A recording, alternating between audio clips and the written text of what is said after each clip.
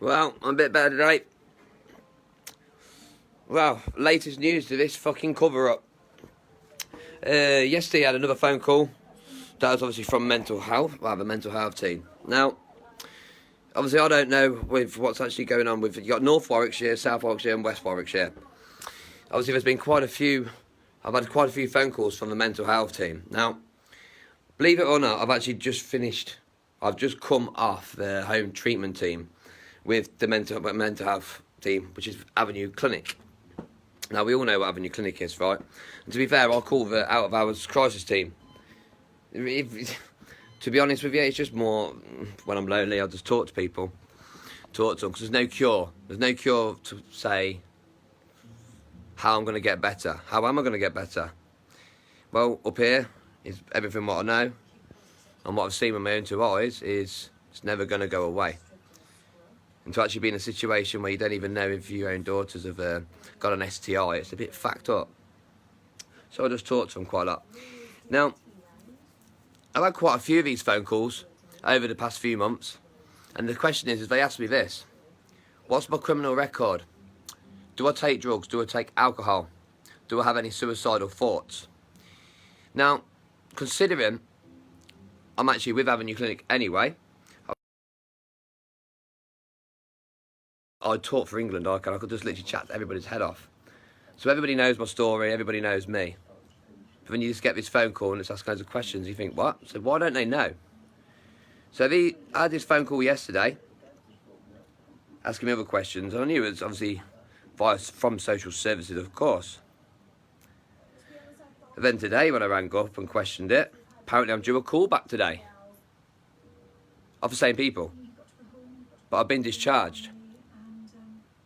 Altogether, there's 12 referrals been made anonymously to the mental health team within North Warwickshire, but I've been discharged. The thing is, I suppose in the family courts, yeah, just basically keep the more referrals you make, worse it is. The only referrals what I'll each be going across will be just off my probation. That's it. So I haven't seen the kids in 3 weeks. Last time I had a video call, obviously my daughter just looks like she was exactly the same as when she was being abused. But then obviously I was hoping to have my video call with her, or with my kids. The other day, obviously 1:30's contact at all times, and all of a sudden it's gone from 1:30 to 11 o'clock. Look at that. I've never known anything. Obviously everybody knows with autism, obviously ADHD is nothing really, just a bonus in life. I suppose I've got lots of energy. But everyone knows, anybody's got autism, especially adults. If we don't have no routine or stability, we're pretty much fucked. So, and I've lived my life. I've been on the streets. I was on the streets from a young age and whatnot, but I had more stability in my life and more routine, living in a fucking bin, eating off the fucking street corners. But no, social services, what do? God, they're constantly changing the times around, aren't they? It's a Friday, it's a Tuesday, it's a Monday, it's a Tuesday, it's a Thursday, then it's cancelled, then it's 9:30, then it's 10:30, 11:30, 12:30, 1:30. It's all over the place. And then it's back to that, then it's back to that. Now, as me, I'm a blue badge holder.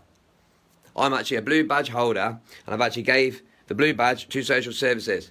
I actually even gave them all the paperwork and everything of my medical and things like that. Now, when you've got a mobility car, say, and somebody else is driving you in that car to see your children, and social services say to you, so how come she's driving your car then to contact? Obviously, why can't you drive her on your own? That's a bit of a fucked up, stupid question when you think about it, innit? And then after, are you okay, Joss? And then in the paperwork they put, I look drunk, and they can smell alcohol through Perspex plastic. It's unbelievable. Now, majority of the social services, right?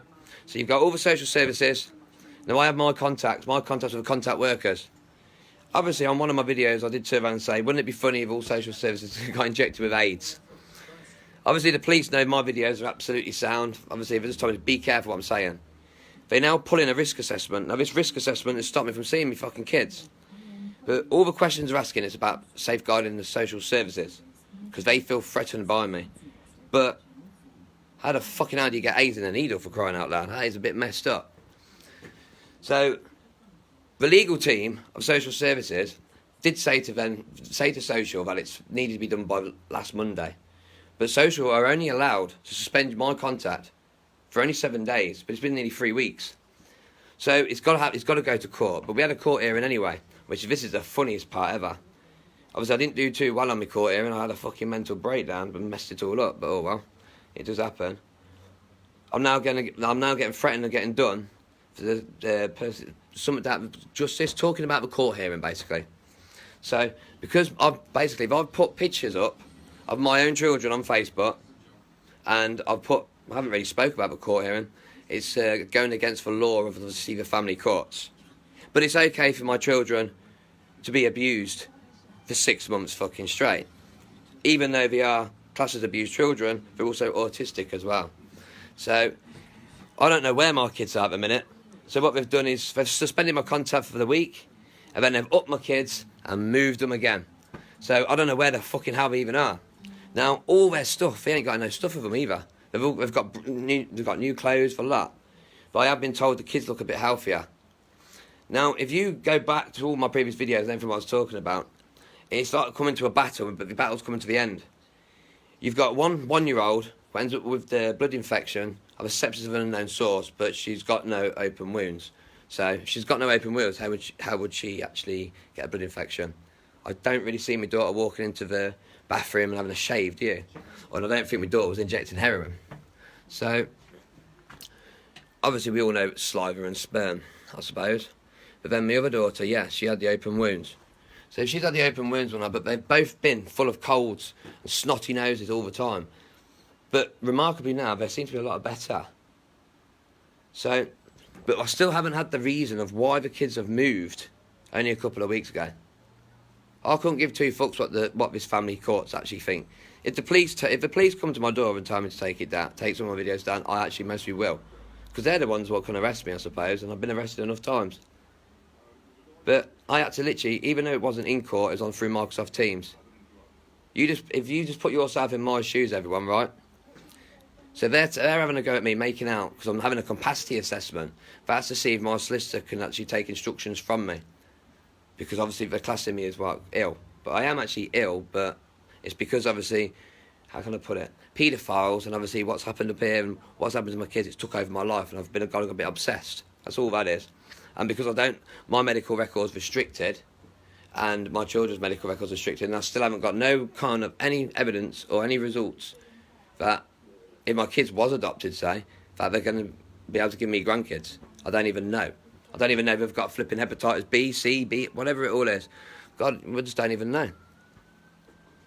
So it's a bit frustrating when you don't know, obviously, how about your own kid's health, especially when my record is actually restricted by the MBO in London, and then social services are going out of their way to restrict their medical records. I had a good scan through most of my paperwork. I've got stacks of it. I have. Now, at the beginning of last year, the application was put into court anyway, wasn't it, for say care proceedings? But I haven't got parental responsibility apparently. The boxes have been ticked no. Now, the weirdest part about it is from January last year, you got Khaleesi Gallagher Pountney. Now that name that's what's on the birth certificate, that's my daughter's name. But then on the medical records, a few months later down the line, after they've been double jabbed with 2 Hep B boosters, and then also the NHS number got changed, and then there was another Kalani Gallagher what was just there. So we had 2 Kalani Gallaghers and 1 Kalani Gallagher Pountney. A bit fucked up how that happened. How can the child be duplicated? So, but on the medical record, it's got name changed from Gallagher Pountney. Or was it got to be? It shouldn't be changed from Gallagher Pountney, should it? That's a bit fucked up. So throughout the whole process of these court proceedings, we've got boxes being ticked that says, I ain't got PR. And then we've got Kalani Gallagher Pountney. And then it goes back to Kalani Gallagher. Obviously, that breaks my heart, that does, because obviously it's a double-barrelled name, and obviously Pountney is my surname. Even though I'm Corey Jones, that's because I was just running away from fucking debt all the time, changing my name. I should have just changed my name to fucking Guy Fawkes. But I don't, obviously, whether or not it's going to be adoption or not, I can't see that happening, because obviously they're not adoptable kids, they have too much fucking baggage. But to actually see paperwork to be messed around with like that, and then medical records being messed around with, it's really fucking weird. And it makes you wonder what the hell is going on. Now, this whole year, from January right up until now, obviously, yeah, children will go into the system. They are supposed to still have, obviously, what's called the best interest of the children. This whole court area, and this is why I'm doing this as well, this whole court area hasn't been fuck all about the fucking kids. We started off with, because my ADHD and the autism part of it, social services weren't supposed to know that. That was my personal and private thing. That was something what I wanted to do myself. But I had to fucking use it as a weapon, because at the beginning, it was Jane Bonatti who then deemed me as having 9 personality disorders. You can't have 9 personality disorders, do psychometric testing when you've got ADHD. So, there we go. I had to use my ADHD and autism and throw it into the wall. Then had another psychological assessment, very intense, but quite good. Obviously, you found out I've got an attachment disorder, but that's through having a shit fucking mother and father. So, as we go into this, I need an advocate. I needed an advocate at the beginning of the year. Still ain't got the fucking advocate or anything like that. No support for me at all. Even though I've got a brain tumour as well. So, you're sitting there and you end up, I don't know what really happened to me. Because the strangest thing is I went into a garage in an Eton the other day. And I asked if someone was still working now. I said, I've known her all my life. She's been gone 18 months, for fucking hell. And he feels like I only spoke to, 6 months ago. So obviously, a lot of my life's just suddenly just disappeared. That's what it feels like, anyway. So it was a good 6-7 months just literally just sitting there, daydreaming into space with your own kids, not even interacting. Then obviously, after about half an hour being in contact, you go and sit in the fucking toilet, and you want to end your own bastard life. Then the following day, you go and stand on a bridge and want to fucking jump. It's all right doing them sort of things, but accidents can happen. You end up slipping, don't you? And you end up fucked. Obviously, I've hit the record. I have 7 Euro cars been written off. 2 brand spanking new BMW X1s written off as well. But that does come with the perks there. I'm on my 3rd compensation claim anyway. So that's a good thing. I had lots of accidents. But I ain't dead and I'm still fighting right now. But then obviously just having no support with social services is weird. So you've got a poorly dad, and then you've got poorly kids. But there ain't no cure. I don't know what social services think is going to happen, because none of this is actually ever going to go just get brushed underneath the carpet. Because it all started with what? I admit that I sat outside the first foster carer's house, right at the back by the swamp in Aviston. But my main question is, where the fucking hell were them children? I heard the fucking bloke go for a fucking piss. I heard the bloke cough. I'm surprised I didn't hear him having a flipping wank either, to be honest with you. But where were the kids? Obviously just listening for screams, because my kids can scream for England. They weren't there, but then you raise that with the professionals, and the professionals argue and say, oh, how do you know that? How do you know that? Now, my risk assessment, that's a load of balls ache, that is. Because it's always been swapped around about how to safeguard and everything and all this. So, say that's one of the questions they've asked me is, so let's just say you was annoyed with one of the contact workers, would you actually kick off? I've actually never ever kicked off at all with social services in Warwickshire. Ever. Kicked off for Birmingham ones. I was a bit of a nasty bastard to them ones up there, but here, no. Just absolutely brain dead I was. Weak. But they've took the piss out of my disabilities, used it to their advantage, and used it as a fucking weapon. But unfortunately, after a while, once you're beaten down, you actually get back the fuck up and you start fighting. Now imagine being in a box room, right? You got 6 social workers. I'm not being sexist to the women, but for a bloke, that's 6 fucking women, all giving me what for, telling me that that's not a handprint on my daughter. Fuck off, here it is. And then you've got the photo, all the sneakiness what social services have done. So I've took 6 photos of the right arm, the scratch marks, the bruises, and the bruises on the legs. But social services just take 2 photos of the left arm with no marks on it. It's a bit weird, isn't it? Now, if your children are in foster care, and then they have a really, really bad pungent smell what comes from the vaginas, you are definitely going to be very, very concerned, aren't you? Especially when they've been double jabbed with the Hep B booster, and obviously medical records go missing. And then when your daughter starts coming out like in a meningitis rash and she turns into a fucking reptile, Obviously, that was just, it was full-on reptileness. She would just come, she didn't look right at all. So, we still didn't get them kids to hospital. They still refused. They just constantly just kept refusing and refusing. But I want to know why, and I want to know how come they moved from the foster carers, from Gareth and Sam. Obviously, they haven't done anything wrong to me, really. I thought it was a bit weird how, Gareth, you spoke to me nicely and that, then just nothing. I've never known so many people just disappear in the sunset, just vanish. Don't know why people are so scared of me, really. I'm not. People won't know me now. I'm not a fighter or anything like that. I'm just a bit crazy. Obviously, I speak my mind. But what I've done is I've actually printed out, obviously, the assessments. If you go onto NSPCC site, you can actually, if you search through things, you can find the assessments. So obviously, how do you become a social worker? So to become a social worker in any areas, everybody has to know what part of safeguarding he is. So you've got signs of emotional abuse, signs of sad loneliness, then you've got signs of sexual abuse. But then really how Warwickshire Social Services work, if there's a child that walks in with about 50 burn marks all over the child, that's normal, that's okay, apparently. And then obviously they've patronised me and said obviously a CP medical is fully on really intense. Never not. CP medical is not intense at all. It just goes straight to the hospital, it protects everybody, and an independent paediatrician checks them children over and can work it out from there, because they're the ones who are trained in looking at a bruise and knowing what it is. So is it a week old or what? But I will say it again, obviously children heal. I know it's wrong and I know people don't like even talking about it. With child sexual abuse, children heal within a week. So if the child gets torn, it will be healed quite quickly. That's why you're supposed to go straight to the flipping hospital. You don't go hospital a week after. But the majority of paedophiles, and any paedophiles watching this, it's the most common thing they actually fucking do, isn't it? Always, especially the foster care paedophiles, they always want to take the children to the doctors after. See, I learned all my information from Birmingham, because obviously, unfortunately, my other daughter, Isabella Ann Pountney, she's in foster care over in Birmingham. That's not in court proceedings there. She told me one day, she went, don't hurt my bum like Lisa. Now, I raised up such a concern over that. It was really pissing me off. But it was only 2 weeks later, she had bruises to her head, back, arms, legs, the lot. It's impossible for, she was, 3 then? How can a 3-year-old get that many marks? But then I've only just found out 3 weeks ago, she had pinch marks all over her body. The coppers slipped up and told me about the Birmingham ones. So I've requested for the photographs of the child abuse of my eldest daughter. But the thing is, with that sort of child abuse, I didn't see it. I just got told she went to hospital and things like that. I didn't have front row seats.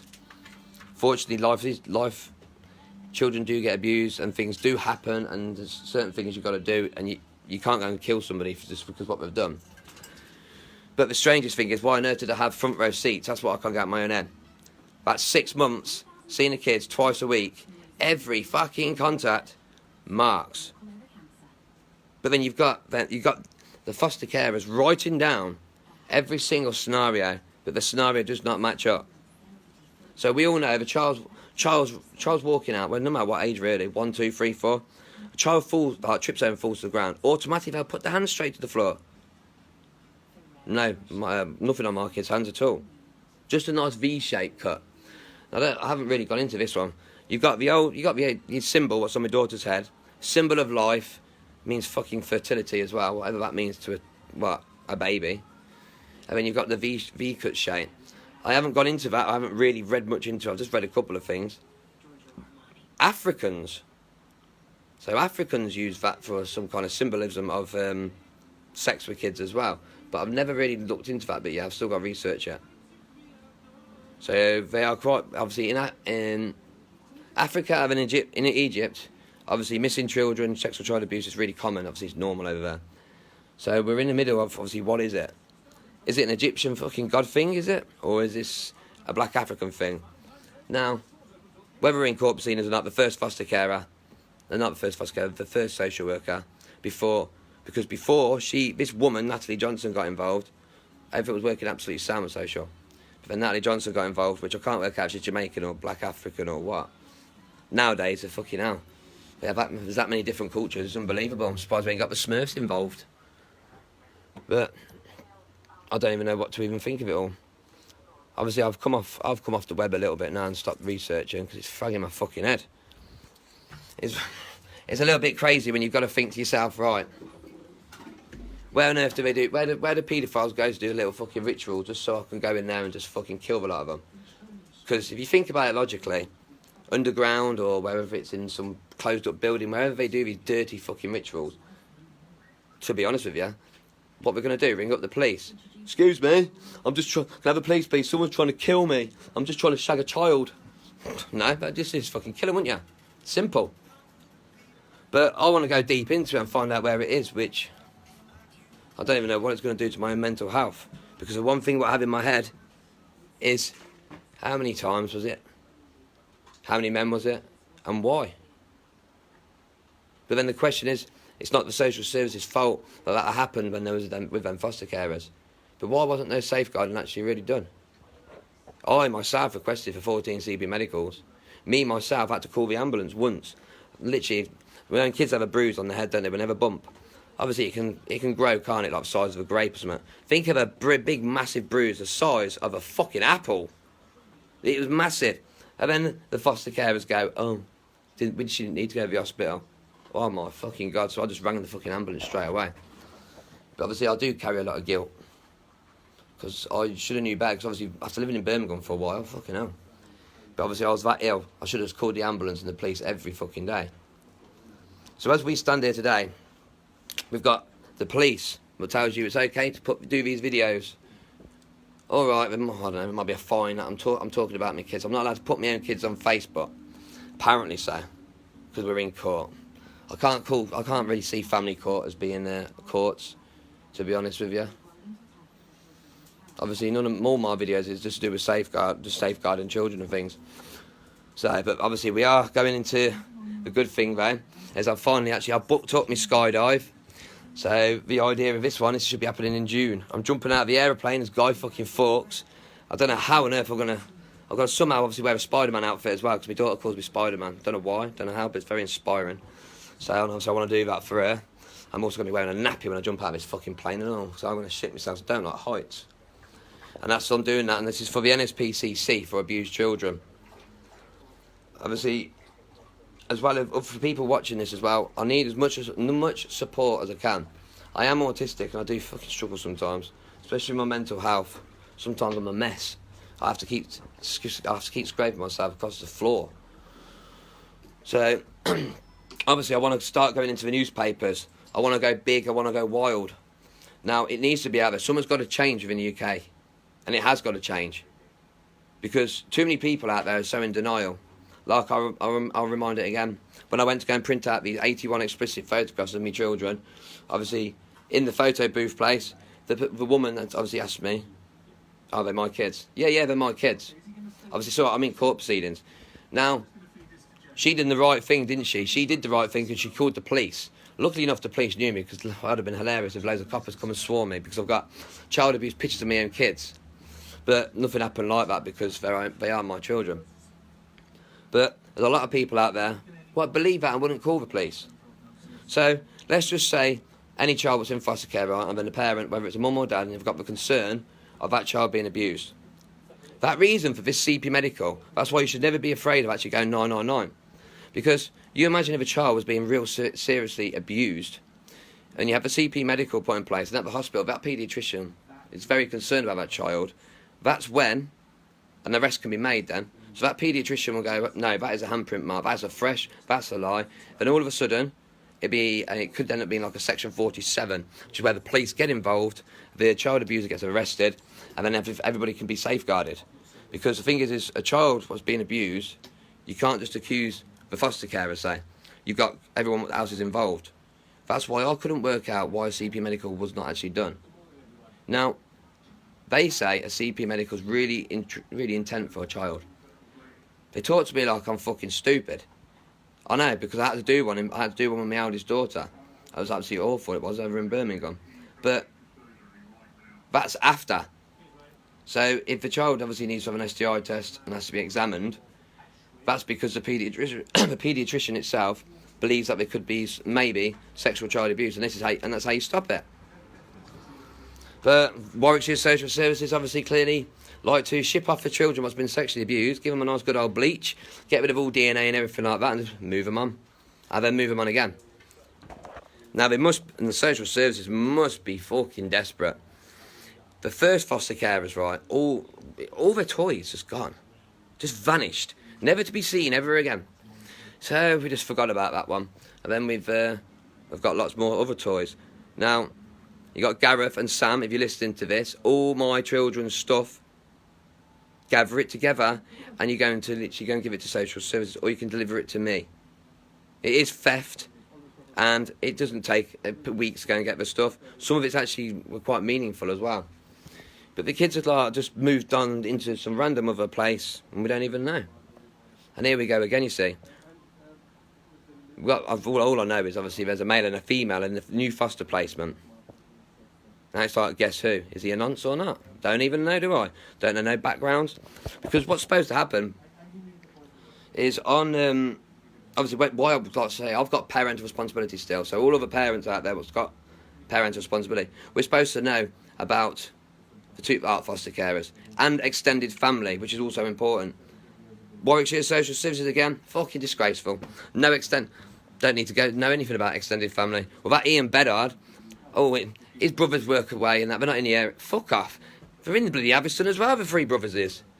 It's weird. They only have houses up in Redditch and that. So the extended family is still there. Now, we have something like a Clare's Law and things like that where we can actually request. But with parental responsibility, we are entitled to know the foster carer's background. And we are entitled to know their extended family if the children do go and see them. But Warwickshire Social Services think it's okay for my children just to go and have a new mum, a new dad, a new auntie, a new uncle, a new everything. But we don't even know. And all these blokes just touch my daughters. Obviously, I don't even like blokes touching my daughters or anything like that. My daughters, they're banned from boys. They're not having no boys or anything until over the age of 21.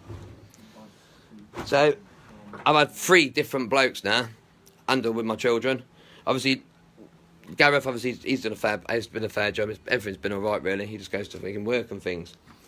But I must say, the lovely photos I get of Christmas and that, the family photos, it's not my family, is it? Obviously, I've got a bit of scribble on a couple of pictures what I might want to put on the wall. This is what the social services and the foster care has actually done for me. Took photographs of my kids playing with toys what I've brought. And then we've got the whole new family all sitting at a table, but then a face is scribbled out. It's not hard to take a picture nowadays, not with technology. But obviously these photos, these are all coming across. These are all getting sent to me before contact, so it makes me upset before I go to see the contact. So deliberately, what's the word be? I'd say it's emotion abuse, manipulation. They really do just take the piss. Just like my video call I was supposed to have to Tuesday. As soon as if I don't have my video call with my kids, it fucks me right up. I'm just literally just all over the fucking place. People think that I'm on my prescribed dexamphetamine now. That's mostly why my pupils are so big. Obviously, my prescribed dexamphetamine is an amphetamine drug. It calms me down. I can think more clearly. But according to social, I'm always drunk, apparently. So I don't know really what we're going to be doing next or what I'm going to research. I was supposed to have my bloods done yesterday, but I forgot again. My head was up my ass. But yeah, we've got some missing blood results in the middle of it.